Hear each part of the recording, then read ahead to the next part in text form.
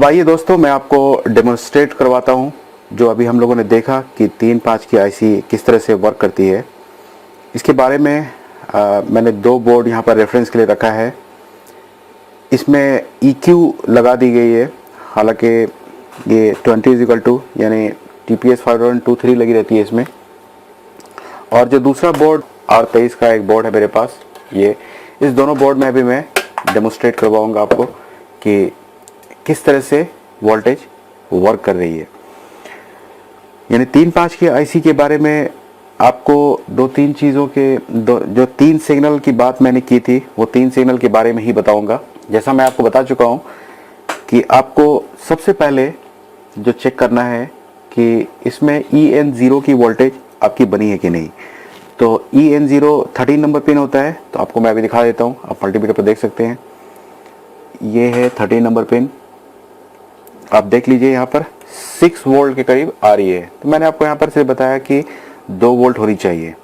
तो हो सकता है इसका रीज़न है, जनरली 3 वोल्ट देखता हूँ, यहाँ पर 6 वोल्ट कुछ ज़्यादा है, फिर भी ठीक है। थ्रेशहोल्ड इसका 0.5 वोल्ट से ज़्यादा होना चाहिए।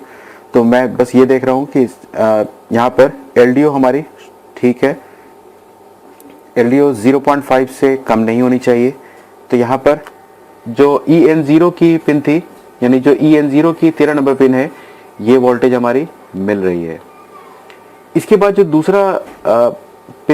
दूसरी पिन के बारे में हम लोग बात कर रहे थे, वो पिन नंबर 18 था। 6, 12, 18। सो 18 नंबर पिन पर हम लोग आके देख लेते हैं। 18 नंबर पर आपको यहाँ पर वोल्टेज मिल रही है। हालांकि ये ZE7 का बोर्ड है और इसमें सस्पेंड नहीं होती है वोल्टेज, इसमें वोल्टेज ऑलवेज होती है। आप देख सकते हैं यहाँ पर, मैं अभी चेक कर रहा हूँ, यहाँ पर 3.3 वोल्ट दिखा रहा है और यहाँ पर 5 वोल्ट दिखा रहा है। तो यानी कि आपको एक बात तो पता चल गई कि यहाँ पर ऑलवेज है। इसके बाद TPS 5123, इसके बावजूद भी ये TPS 5123 जिसने बोर्ड को डिज़ाइन किया है, अगर वो चाहे तो इसे सस्पेंड भी रख सकता है और इसे ऑलवेज भी रख सकता है। तो यहाँ पर इसने ऑलवेज रखा है। हालांकि यही आईसी आप अगर R13 के बोर्ड में या R23 के बोर्ड में देखेंगे तो ये सस्पेंड होती है। तो यहाँ पर LDO की वोल्टेज इंटरनली कनेक्टेड है, बोर्ड के अंदर ही ये LDO जनरेट हो रही है और यही LDO की वोल्टेज आपको 18 नंबर पिन पर मिल रही है। तो यहाँ से ये भी कंफर्म हो गया कि चूँकि वहाँ पर रेजिस्टेंस अवेलेबल नहीं है, यानी नॉट कनेक्टेड पिन है, लेकिन ये नॉट कनेक्टेड पिन है, लेकिन ये ओपन ड्रेन होगी, यानी ये ग्राउंड के साथ शॉर्ट नहीं करनी चाहिए किसी भी तरह से।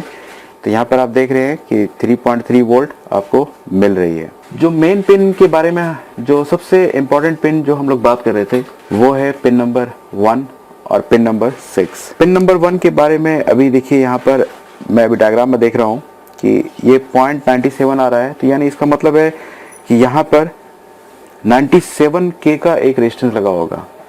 आप अगर देखेंगे ZE7 का बोर्ड, अभी मैं भी देख लेता हूँ, ये 97.6 किलो ओम का रेजिस्टेंस लगा हुआ है। ठीक है, ZE7 के बोर्ड में आप देख सकते हैं 1 नंबर पिन पर जितनी वोल्टेज अभी मैंने कैलकुलेट करके दिखाई है आपको। तो चूंकि मैंने 2 बोर्ड लिया है, तो दोनों का मैं अभी आपको चेक करा देता हूँ, दोनों का डेमोन्स्ट्रेट करवा देता हूँ, ताकि आप भी कंफर्म कर लीजिए कि हाँ यही मिलती है। और क्यों मिलती है ये रीज़न तो मैं बता ही चुका हूँ।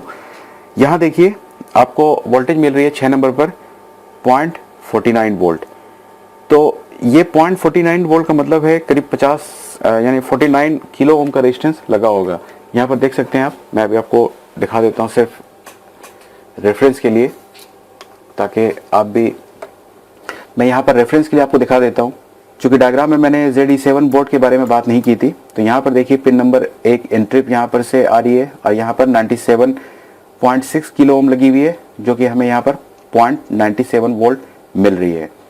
और पिन नंबर 6 पर आप देख सकते हैं यहाँ पर 48.7 किलो ओम की रेजिस्टेंस लगी हुई है और यहाँ पर 0.49 वोल्टेज के करीब हमें मिल रही है।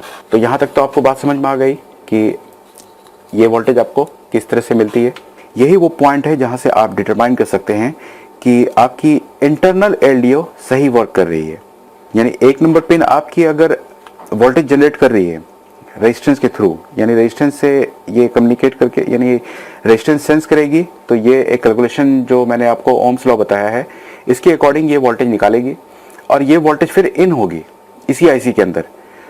तो ये वोल्टेज ये 10 माइक्रो एम्पियर आपको जनरेट हो रहा है जब ये इंटरनल लॉजिक इसकी सही होगी। तो यहाँ पर यही फंडा है।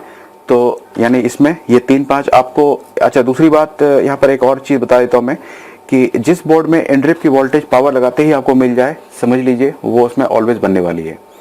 और एंट्रिप की वोल्टेज आपको अनेबल होने के बाद अगर मिल रही है तो एंट्रिप आपको तभी मिलेगी। यानी आपकी ये एंट्रिप डिसाइड करती है कि अल्टीमेटली आपको जो कॉइल पर वोल्टेज मिलने वाली है ये वोल्टेज आपको एंट्रिप स्टार्ट होने के बाद, यानी यही इनपुट बन के जाती है। एक तो देख लीजिए, इसको आउटपुट भी बोल सकते हैं, साथ साथ इसको इनपुट भी बोल सकते हैं। क्यों बोल सकते हैं? क्योंकि यहाँ पर जो 10 माइक्रो एम्पेयर का इंडिपेंडेंट करंट सोर्स है ये रेजिस्टेंस के साथ कैलकुलेट होकर वोल्टेज बनाता है और ये वोल्टेज इन होती है, यानी एक तरफ से करंट आउट कर रहा है और वोल्टेज बन के जा रहा है अंदर। तो ये फंडा है यहाँ पर, इससे आप डिटरमाइन कर सकते हैं कि हाँ आईसी की इंटरनल सारी लॉजिक सही है। भले हो सकता है कि आपकी इंटरनल स्विचर खराब हो गई हो पर्टिकुलर, कभी हो सकता है 3 वोल्ट नहीं मिल रही हो या आपको 3 वोल्ट की जगह पर 2.5 वोल्ट मिल रही हो, वो स्विचर की दिक्कत हो सकती है। या इंटरनल ये वाली मॉसफेट आपकी हाई ड्रेन और लो ड्रेन खराब हो सकती है। अब थोड़ा सा मैं डेमोस्ट्रेट करा देता हूँ आपको जिस बोर्ड के बारे में हम लोगों ने बात की थी कि इसमें क्या फंडा है। मैं इसमें पहले पावर लगा देता हूँ। ये R13 का बोर्ड है और इसमें मैं पावर लगाता हूँ। हालांकि ये भी डेड ही आया था हमारे पास। यहाँ देख सकते हैं कितना सा स्क्रैच किया हुआ है, हम ही लोगों ने किया है, ठीक है। इसमें 19 वोल्ट नहीं बन रही थी। पावर ऑन हो गया है। ये देखिए डीसी जैक है। यहाँ एम्परेशन देख सकते हैं आप, एम्परेशन 0.42 एम्परेशन है। इसका मतलब है कि बोर्ड में अभी भी दिक्कत है। क्यों दिक्कत है? क्योंकि तो यहाँ पर देखिए एम्परेशन जिसमें सस्पेंड होती है उसमें जो है 0.15 या मेरे पावर सप्लाई में तो 0.10 दिखानी चाहिए। तो 0.10 मिली एम्पेयर लोड आना चाहिए अभी, अगर ये सस्पेंड है तो ये यहाँ पर 0.42 है, यानी कुछ लोचा है। जब बोर्ड को ध्यान से मैंने देखा तो यहाँ देखिए इतना ज़्यादा रस्ट है लगा हुआ यहाँ पर, यानी पानी गया है यहाँ पर, ठीक है। पानी जा करके ये ख़राब हो गया है। साउंड की आईसी और कार्ड रीडर की आईसी ये यहाँ पर लग रही है मुझे ख़राब हो गई है। इसको बाद में मैं निकाल के देख लूँगा अभी। तो अभी मैं सिर्फ टू द पॉइंट काम कर लेता हूँ। यहाँ पर मैं आपको चेक करा देता हूँ कि अभी इसमें आपको एंट्रिप नहीं मिल रही होगी। सॉरी, इसमें मैंने प्रोसेसर नहीं लगाया। एक बार मैं प्रोसेसर लगा देता हूँ ताकि ये बोर्ड ऑन हो जाए। प्रोसेसर अगर नहीं लगाऊंगा तो ये ऑन होके ऑफ हो सकता है। अब मैं इसमें पावर डाल देता हूँ। प्रोसेसर लगा दिया मैंने ताकि कंटिन्यूस ऑन रहे। ये लाइट जल गई है, ठीक है। अब मैं अभी वोल्टेज चेक कर रहा हूँ तो देखिए यहाँ पर लाइट जल रही है, यानी इसका मतलब ये है कि ये अडेप्टर सेंस हो चुका है बोर्ड में। इसका सीधा मतलब है कि अडेप्टर सेंस हुआ है, लेकिन ये अभी पता नहीं है कि 3-5 बनी है कि नहीं। बहुत लोग बोल देते हैं कि 3-5 बन गई होगी, लेकिन इसका ये मतलब नहीं है कि 3-5 बन गई होगी। हाँ, ये बोल सकते हैं कि एलडीओ आपकी वर्क कर रही है। 3-5 और जो आपको मिलेगी ऑन होकर के, वो अभी हम डिटरमाइन नहीं कर सकते हैं। ये हमारा डिटर्मिनेशन कब होगा कि 3-5 कैसी बन चुकी है? जब हमारी एंट्रिप बन जाएगी। तो फिर से इसमें वही काम करते हैं, पहले चेक कर लेते हैं कि 13 नंबर पर वोल्टेज है हमारी। देख लीजिए, आपको मैंने बताया था कि 3.3 वोल्ट होती है ये यूजुअली। तो आपको सिर्फ ये ध्यान रखना है किसी भी तरह से ये 2 वोल्ट से नीचे नहीं हो जाए। 2 वोल्ट से नीचे का सीधा मतलब है इंटरनल एलडीओ शॉर्ट हो चुकी है। सीधे आप 13 नंबर पिन से कंफर्म कर सकते हैं कि आपकी इंटरनल एलडीओ खराब हो चुकी है। तो अभी मैंने एलडीओ चेक नहीं किया, मैंने सीधे ये इस पॉइंट 13 नंबर पर से चेक कर लिया कि मैं यहाँ से ही कंफर्म कर सकता हूँ कि एलडीओ बन रही है या नहीं बन रही है। अब दूसरा पॉइंट जो मैंने बताया था इसमें 18 नंबर, तो ये 18 नंबर पिन है। यहाँ पर अभी वोल्टेज आपको नहीं मिल रही है। तो अब मैं इसको ऑन करता हूँ। इसको मैं ऑन कर देता हूँ। ये बोर्ड ऑन हो गया है, इंप्रेशन देख सकते हैं, ठीक है। अब मैं 18 नंबर पर चेक करूँगा। ये 18 नंबर पर 3.3 वोल्ट जो कंट्रोलर आयो से आ रही है, यानी यहाँ की एलडीओ, ये एलडीओ पहले जनरेट होगी और ये एलडीओ वीसीसी बन के यहाँ जाएगी आयो के ऊपर। यहाँ एलडीओ जनरेट होगी और ये वीसीसी बन के आयो के लिए जाएगी। ऑन ऑफ स्विच पर भी जाएगी साथ में और जब हम ऑन करेंगे तो इसकी सिग्नल लो होगी आयो की, और ये यानी NBS ऑन हो लो सिग्नल होगी, और लो सिग्नल होते ही ये अदर सिग्नल्स को हाई करेगी।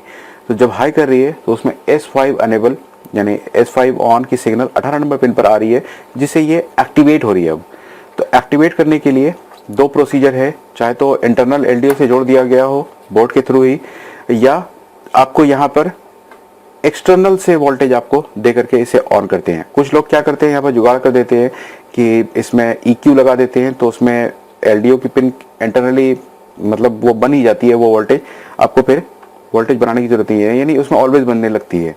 हालांकि वो क्वाइट इलॉजिकल है। जब कुछ तो फंक्शन होगा, कुछ ऐसी रिक्वायरमेंट होगी जिसमें इस बोर्ड को सस्पेंड रखा गया होगा। तो इसको अब देख लेते हैं अभी क्या कंडीशन है एंट्रिप की। तो 1 नंबर पिन हम चेक करेंगे। ये मैं 1 नंबर चेक कर रहा हूँ यहाँ पर। तो ये 1 नंबर पिन पर देखिए आप कि आपको यहाँ पर अभी एंट्रिप नहीं दिख रही है, ना 1 नंबर पिन पर दिख रही है और ना ही 6 नंबर पिन पर दिख रही है। तो ये एंट्रिप हमें अब मिलेगी जब हम ऑन कर देंगे और IC अगर सही होगी। ये बोर्ड ऑन हो गया है और अब मैं चेक करता हूँ 1 नंबर पर कितनी वोल्टेज है। ये देखिए 1 नंबर पर 1.10, जैसा मैंने कैलकुलेशन निकाला था आपको उतनी ही वोल्टेज यहाँ पर मिल रही है। आपका जवाब क्यों मैं गलत बोल रहा था, क्योंकि यहाँ पर आपको डिटरमाइन करना होता है। यहाँ पर देखिए पिन नंबर 6 पर आपको 1.2 यानी 1.3 वोल्ट मिल रही है। देखिए वहाँ पर 130 किलो ओम लगा होगा।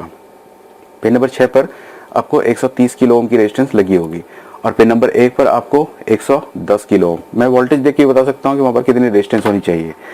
ठीक है, यानी दोनों चीज़ें, आप रेजिस्टेंस देख करके वोल्टेज कैलकुलेट कर सकते हैं या वोल्टेज देख करके आप बता सकते हैं कि कितनी रेजिस्टेंस होनी चाहिए वहाँ पर। तो आई होप कि आपको ये जो 3-5 का पूरा कंसेप्ट था ये समझ में आ गया होगा। लेकिन ये हालांकि ये पूरा कंसेप्ट नहीं है अभी भी, और ये मैं डेमो के लिए वीडियो डाल रहा हूँ। और प्लीज़ आप इस वीडियो को ज़्यादा से ज़्यादा लाइक करिए और सब्सक्राइब करिए ताकि आपको टाइम टू टाइम अपडेट मिलता रहे। तो आई होप गाइस कि आपने इस वीडियो को काफ़ी एंजॉय किया होगा। Thank you for watching this video.